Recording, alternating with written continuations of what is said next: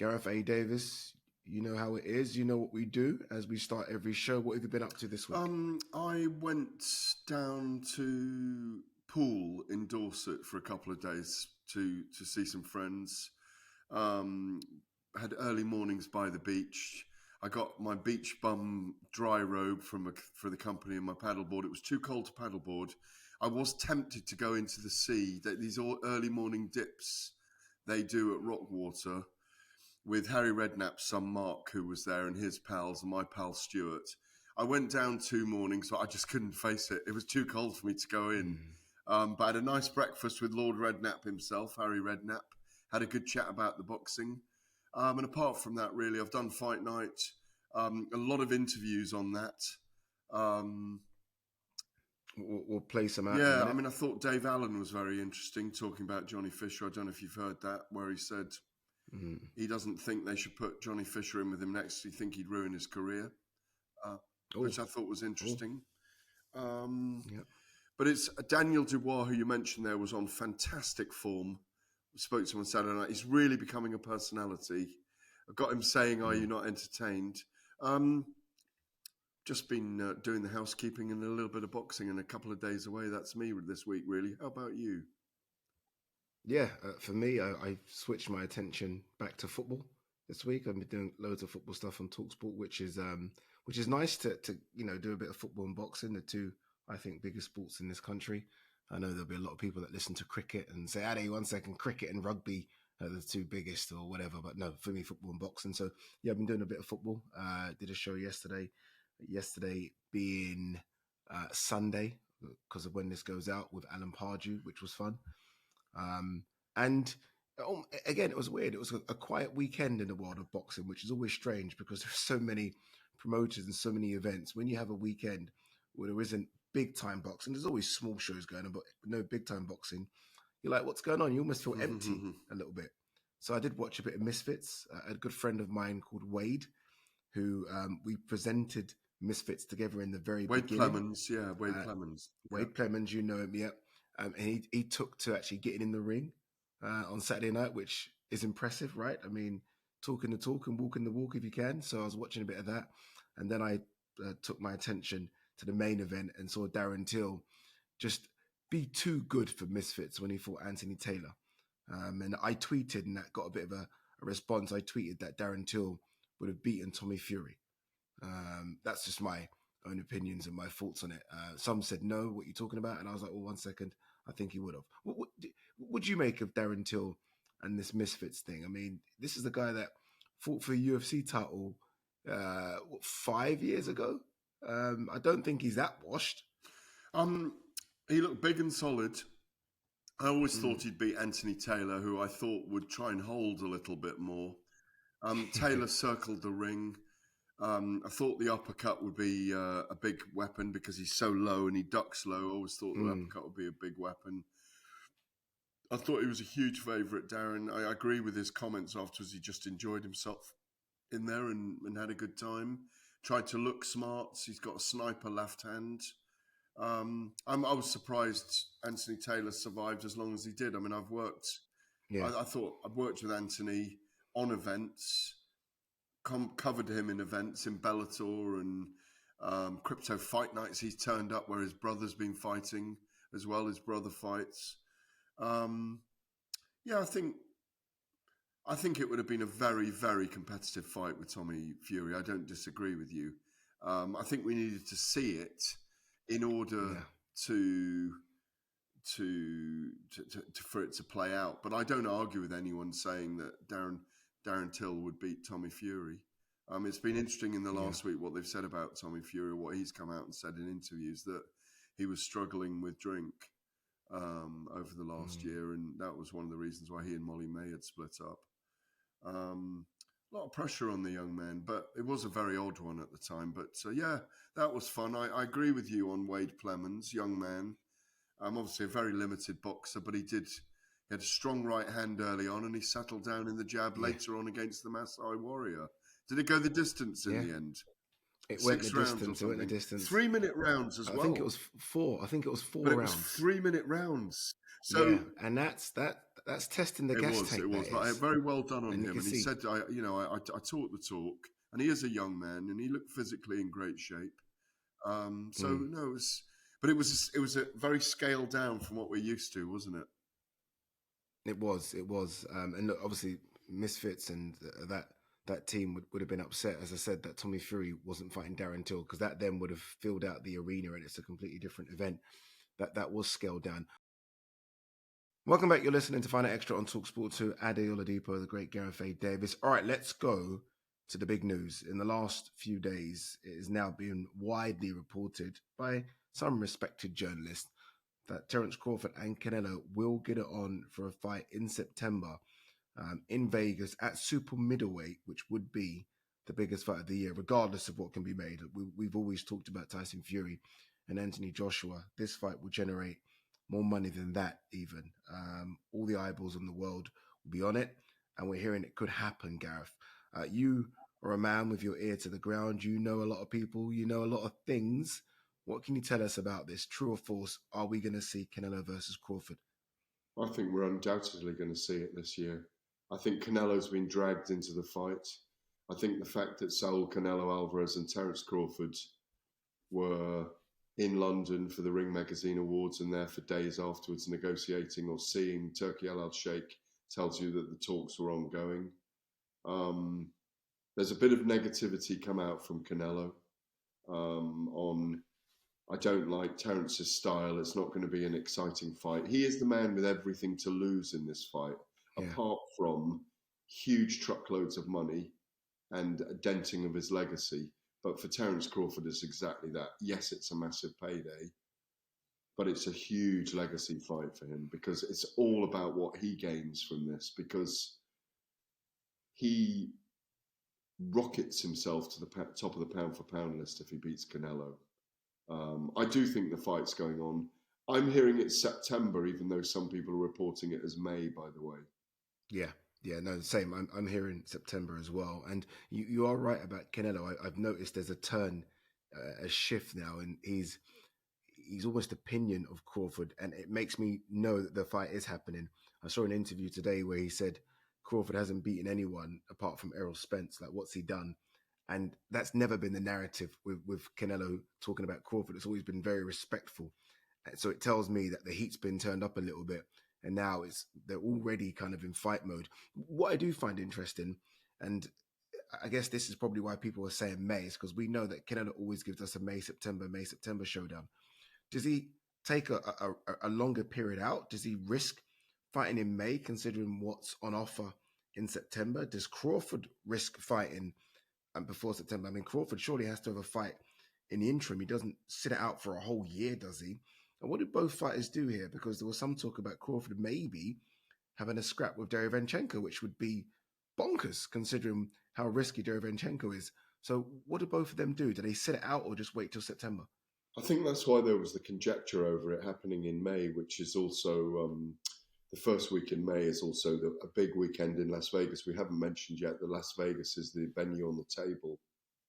I think that's why people are thinking about that, because it's obviously 8 months. Like you say, if it's September, Crawford would have been out for 11 months. And Canelo, I can't remember when Canelo fought last, when he fought, was it Munguia? Canelo fought, was Berlanga, sorry. Berlanga in May, sorry, in September. In September, so he would be out a year as well. You're absolutely on the money with that. So they both have been out a year. If they're going to fight each other, I don't see relevant opponents for them in the interim, frankly. Yeah. And God forbid one of them lost. It renders the meeting of two brilliant fighters, both in the top 5 pound for pound for me. It renders it kind of useless in a way. It doesn't serve anything. No, it's completely useless. If one of them loses, yeah, exactly. Or even if one of them fights and looks bad and wins. Yeah, I agree. So who knows? Maybe we're wrong on September, and it could be May. But it's the May or September date, the big traditional pay-per-view events for Las Vegas fights. The thing that fascinates me is when I think of their silhouettes moving, Eddie, I just wonder, does Canelo go after Crawford in this fight and make him have a dogfight. And I'm quite fascinated by that. And Terence, is he going to avoid him, use footwork, counterpunch? It's a very tough fight for Terence Crawford, in my view. I agree. Very tough fight. Yeah, look, this is a Canelo that's fought every single style and has seen everything. And some might say he's never seen Terence Crawford. Let's not forget Canelo fought Floyd Mayweather. He fought Erislandy Lara, real slick boxers. And he's had success against those type of boxers as well. I'm certainly not comparing Terence Crawford to Danny Jacobs, but you know what I mean? Those kind of slick boxers that like to kind of hit and move. And Crawford's better than Jacobs, but this is a Canelo that's been there and done it. So you have to make Canelo a favorite just because he's the bigger guy. And people might say, yeah, height-wise, but just in terms of thickness, in terms of just dense muscle, Canelo has been a super middleweight for years now, whereas Crawford, not too long ago, was a 147-pounder. So you have to make Canelo a favorite. I do respect Crawford, and again, we're just hearing things on the rumor table here, but there is talk of no rehydration clause. Yeah. So Crawford's going up to 168 legit, not 168. Okay, you have to weigh in 170 something Canelo for the fight's off. No. You can do whatever you used to do. We're going to go up to 168. And that guy has some kahunas because not many people do that double jump and then don't put things in there. He's doing it. Well, and also he's 38, remember? He's 38. He's the older man, remember, in this crazy. Fight by a couple of years. Yeah, it is crazy. But also, have you run into Terence recently, physically or not? Yes, I have. He's really thickened up. Yes, he has. I was with him in Dubai. I was chatting with him and Carl Froch together in Dubai. And Terence is the same height as Canelo. He's going to have to be really smart in this fight. I think he's got to win pretty much every minute of every round. The one thing he has got is he can create a faster pace of fight than Canelo now fights, in my view. Can he at 168? I agree with you. I don't know. He's got to. Yeah. I think he's got to win it. I think he's got to, but I don't know. Having watched that Madrimov fight up close and personal, that was at 154. I'm like, oh, this is going to be Crawford having to put on another 14 pounds. Now, he moved well against Madrimov, but it wasn't the same Crawford at 147. I'm thinking it's going to be another 14 pounds of muscle. It's not fat. Can he carry that and still move the way he does move, or how we have seen him move all the way from 135 upwards? It's going to be a tough task, but I mean, he's getting rewarded handsomely for it. A quick word on His Excellency Turki Al-Sheikh. I mean, this fight seemed to be the impossible one, right? Like Canelo isn't working with the Saudis. He's not having discussions with the Saudis. He's doing his own thing. He's got this one over the line. It looks like. Obviously, we'll wait for him to announce it, but almost nothing seems impossible anymore. I think when people meet Turkey, the fighters and their teams, and they see the overall picture of what he's doing, and they, you know what it's like when you meet him. He has such a passion, and you feel it when he's talking to you about it. He has a passion for arts and culture as well, but he has such a passion in him as a man. He's very hard to say no to.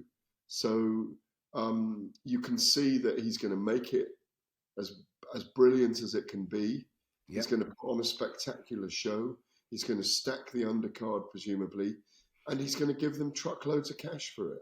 And they're both coming, they're both coming to the end of their careers. And as I say, for Canelo, it's a money fight. And it is a fight where his legacy in the era could be damaged. But for Terence Crawford, it is pull the jackpot, because it doesn't matter if Terence loses this fight, because he's almost expected to. I don't know, a lot of people expect him to, and I spoke to Shako Stevenson the other day, and he said, I've been saying this for a while. I have for a while as well, but after watching the Madrimov fight, where Terence has got the ability to just do enough to win all the time. He's a Mayweather-type fighter where in close rounds you tend to give it to him because he's used great skills to avoid punches, and he's landed more himself. But look who's the last person. Two people have beaten Canelo in the blueprints there. you either use amazing skills when he was a raging bull, which is Floyd Mayweather, or you're slightly bigger than him and you hit him with 1-2s very fast all night and keep him on the retreat. Now, whether Terence goes for that, I don't know. He's southpaw, remember. Canelo's orthodox, so that gives him some angle advantages. Terence can switch as well. But I think he's got to do volume in this fight, like Bivol did. He's not going to have the power of Bivol, but he's got to do volume. And I think it's going to make for a fascinating contest. I can't wait to see it. Yeah, fascinating. And as you said, we are here in Vegas. We're not hearing where in Vegas. I mean, last week you said potentially this could go to the Raiders Stadium. Why not? I think you're right. I think if you can sell 70,000 tickets, sell them. Don't sort of limit this to 20 and make this the most expensive gate in history. Let everyone that wants to watch this come and watch it, and do it in the Raiders Stadium and have a week build up.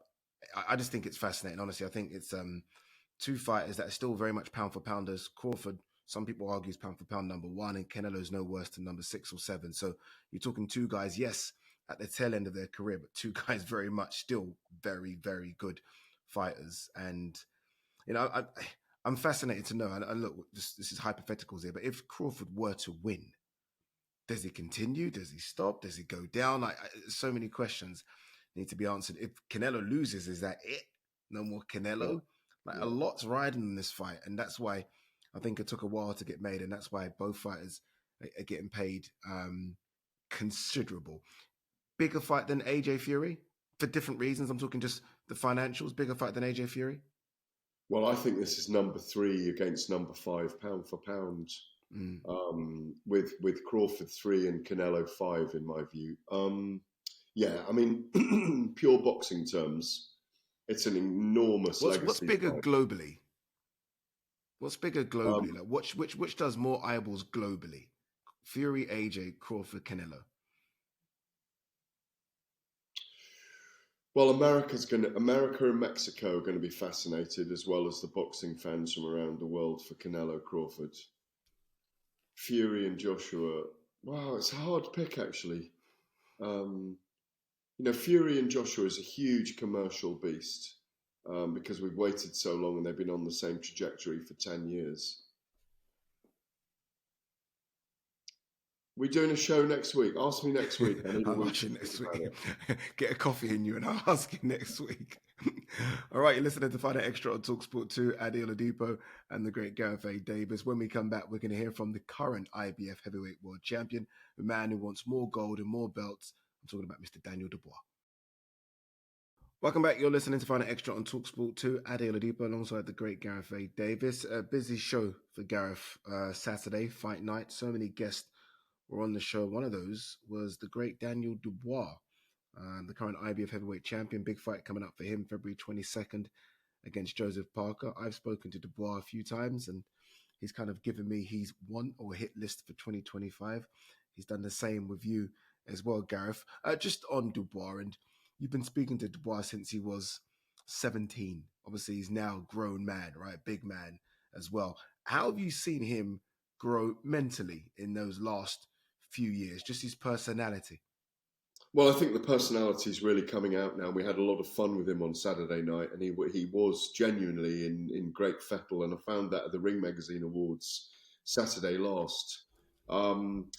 I think there was a period of time where he was maybe on the leash and he wasn't allowed to be himself, but I think the wins over Hrgovic, Jarrell Miller, the confidence he's garnered from walking out in front of 90,000 people at Wembley and dealing with that fight week, and there being some fruition to his abilities behind the scenes, because he had that huge growth where he was just knocking people out with his power, had massive setbacks when he probably wasn't sure about himself with Joe Joyce, and maybe even Kevin Lerena when he had a terrible night with an injury against Kevin Lerena. I think he's got very avuncular figures around him now, and his father, with Frank Warren, Don Charles, and Stan, his father. He's in a fantastic place. I just think he's going to be a lot of fun. And I think if he beats Joseph Parker on February the 22nd, Addy, I think we're going to see his personality grow even more. Yeah, agreed, because that would be an incredible run.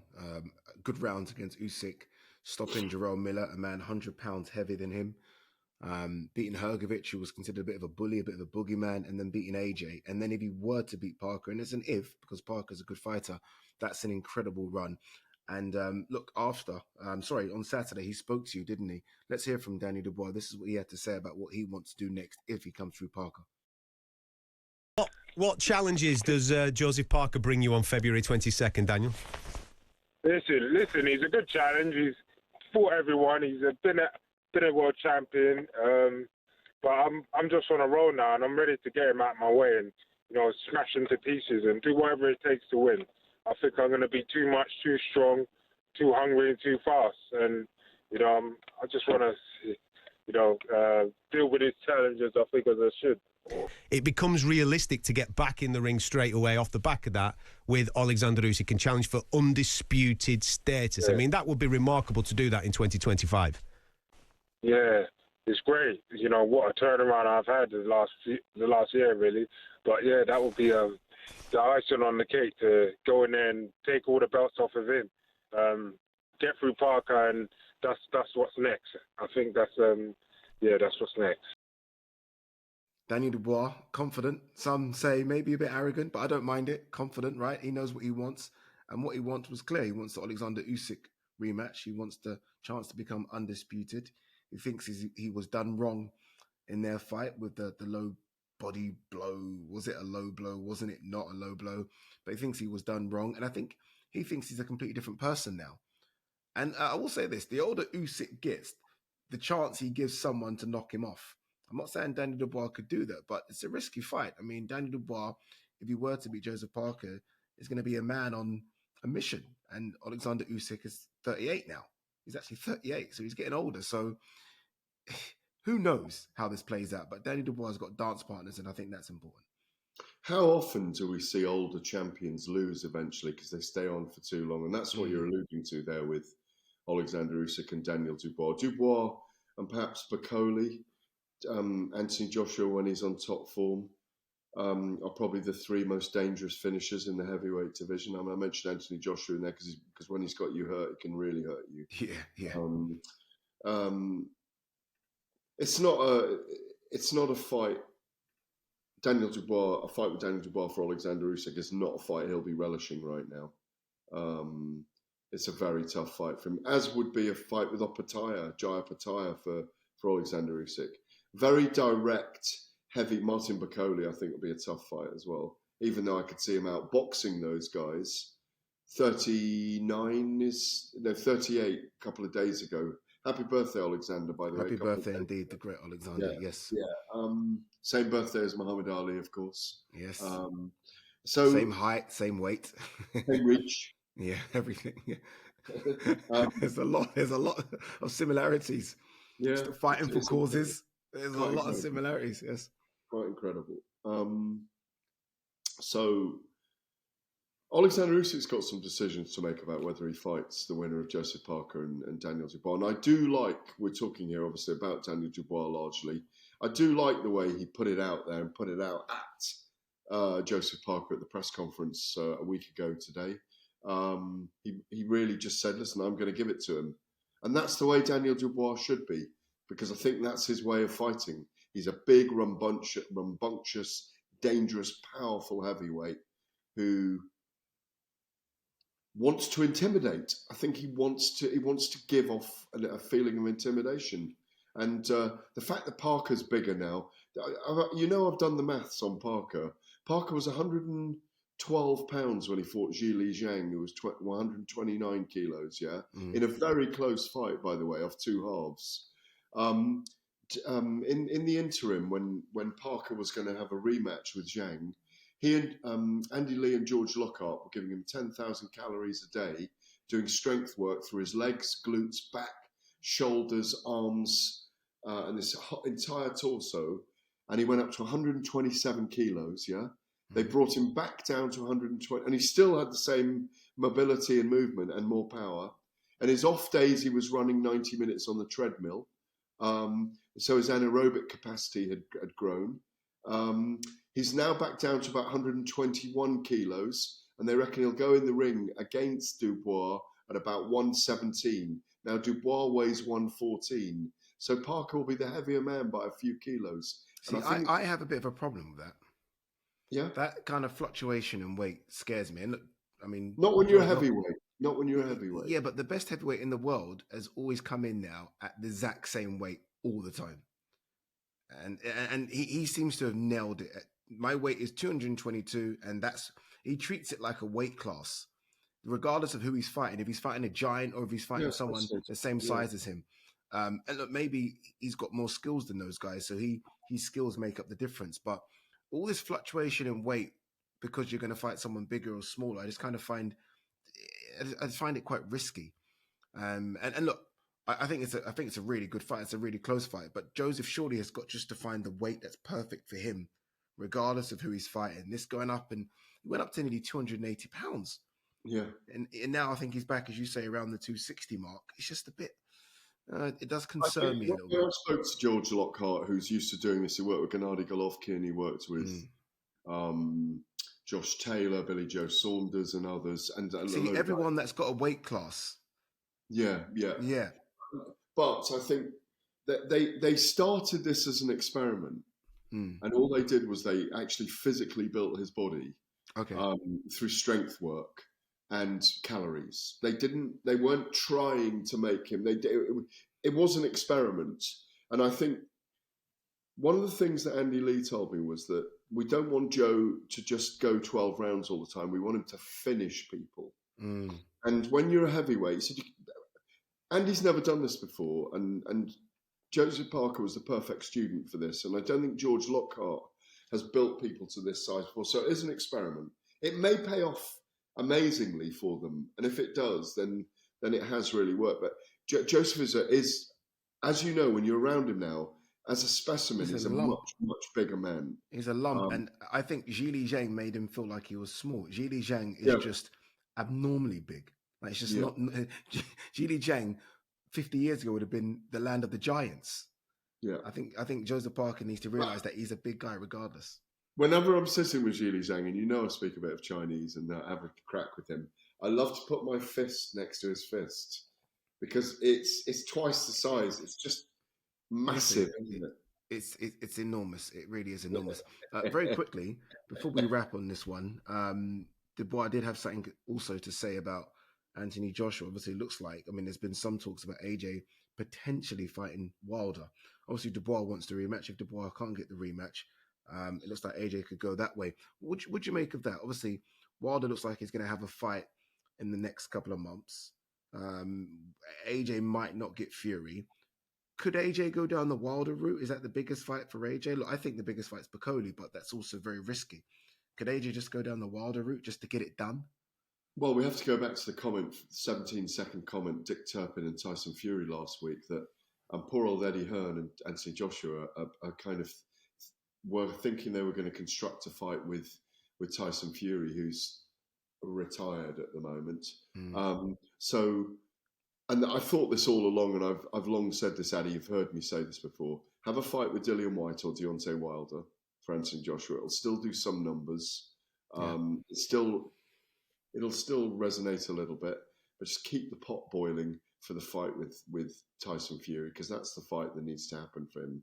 That needs to be his second fight this year. And I don't think... Does AJ fight 3 times a year anymore? When was the last time he fought 3 times a year? I think he's done... I think up until the Dubois fight, he'd done 3 fights in 12 months. He'd definitely done that. He'd done Otto Volin, Ngannou, Dubois, and that was in a space of 12 months. I think there's a kind of... I've heard Eddie Hearn.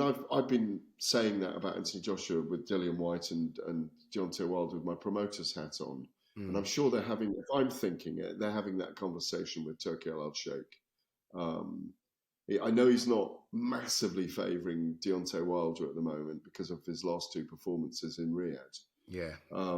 But Dillian Whyte and Derek Chisora will probably do a 3rd fight at some point. We've got Otto Wallin and Derek Chisora coming up very soon, of course. No, I think Anthony Joshua's moves need to be very careful at the moment, Yeah, this stage of his career. Yeah, exactly. They do. This stage of his career, what is he, 35? coming off a big defeat. Yeah, it needs to be very structured and careful. But I do think he wants to do legacy big fights, and I just don't know if a Dillian White one ticks that box. I think a Wilder does that, a Bacoli does that, and obviously Fury certainly does that. I say Bacoli because I think that's in Africa. Yeah. That's the only reason I say Bacoli over Dillian White. Yeah. All right, you're listening to Fight Extra. We are looking at the end this year, potentially of Fury, Usyk, Joshua, White, Chisora. Anyone else? Wilder. Probably the end for all of them. A lot of them. I mean, Zhang's only around because he seems to be healthy and young, but he's 41. He's the oldest out of the lot. So Zhang could be done in 12 months as well. All right, let's try this again. You're listening to Fight Extra on talkSPORT 2. Up next, we're going to look at the fights coming up this weekend. Welcome back. You're listening to Fight Extra on talkSPORT 2. Ade Oladipo, the great Gareth Davies. All right, let's talk about the fights coming up this weekend. Inoue is fighting this weekend. Remember, it was supposed to be against Goodman, the Australian, pulled out injured. He's fighting Lee Jun Kim, a very late replacement for Inoue. I hate not being excited about an Inoue fight because I should be excited about a guy that is pound for pound top 3. But my excitement level for this isn't what it should be.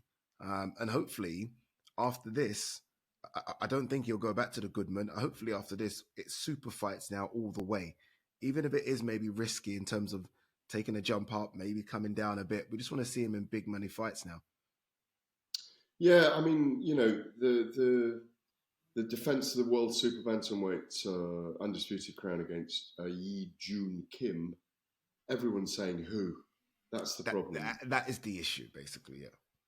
I mean, it's 21-2-2, 13 KOs is his record. Look, he could be good, but I just don't know who he is. And again, there are exciting fights out there. Just a weight class above in the same weight class. And we just want to see those fights. And I think that's the biggest issue for Inoue. He's active, he's fighting, he's given us loads of excitement over the last 12 months. I just wanted to see a super fight for him to end, to start the year.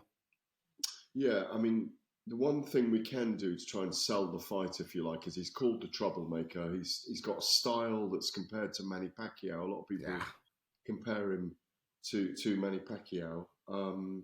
But the trouble is, the trouble for him is when you fight in that style against Inoue, he's got such power and such precision, and he's such a sniper, and he's so meticulous in opening the door that this guy is probably going to be made for him.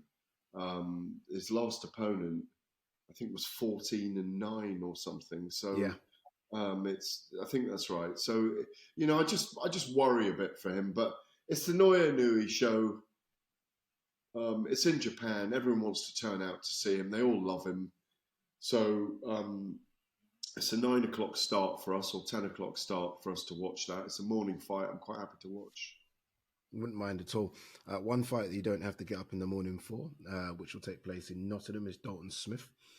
Dalton Smith takes on Walid Weezer, a European title fight. It's a vacant European title. Dalton Smith, the WBC silver lightweight champion as well. Very close to getting into that contention, that mix for potentially fighting for not a world title, but maybe just a former world champion or someone like that. But he needs to get through this one. I like Dalton Smith. I think Dalton Smith's a very good 140-pounder. Obviously, there's been loads of talk about him versus Adam Azim over here. I feel like that fight will happen, but maybe not this year. But important fight for Dalton Smith to kick off his year. Yeah, and against a tough guy as well. What is it? WBC silver title on the line, isn't it? Yeah, that's Dalton Smith's title, and then there's the vacant European title. Yeah. Look, Weezer is tough. There's no question about it. France has a great record of producing very decent boxers, but I think this is his first fight outside France. So that will give you an indication of the caliber of opponents he's been up against. I think we said the same thing about Munguia's opponent, and look what happened to Munguia.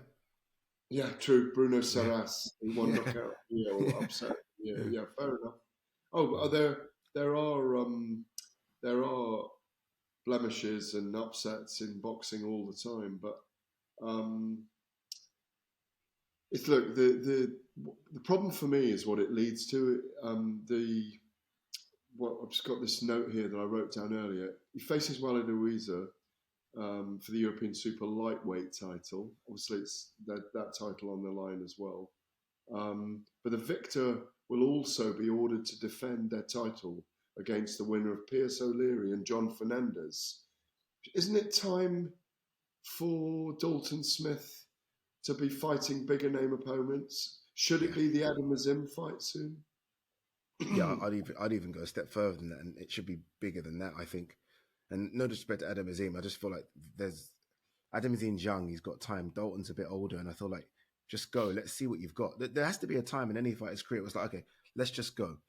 And I did note that Dalton Smith went to the WBC convention and went up and stood up and kind of pleaded his case as to why he should be in the mix, or at least up next for a world title fight. So I think that's what he wants to do next. I think if he wins this one, I think he's going to go straight for a champion.